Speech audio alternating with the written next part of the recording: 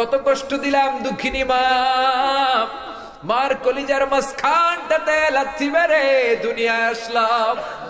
আমার মা অজ্ঞান হয়ে পড়ে রইল, আবার জ্ঞান ফেরার পর আমারে কোলে তুলে নেয়।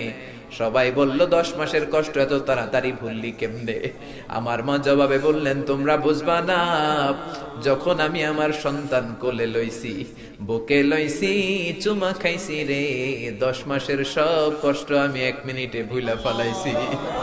জানি না কোন ভাইয়ের ওই জনম দুঃখিনী মায়ের কবরে আগুন জ্বলে, কোন ভাইয়ের আব্বা জানের কবরে আগুন জ্বলে, দাদার কবরে, দাদির কবরে, নানার কবরে, নানির কবরে আগুন জ্বলে। আব্বা আম্মার কবরে তুমি আযাবে দিও না, দাদা দাদির কবরে তুমি আযাবে দিও না, নানা নানির কবরে তুমি আযাবে দিও না।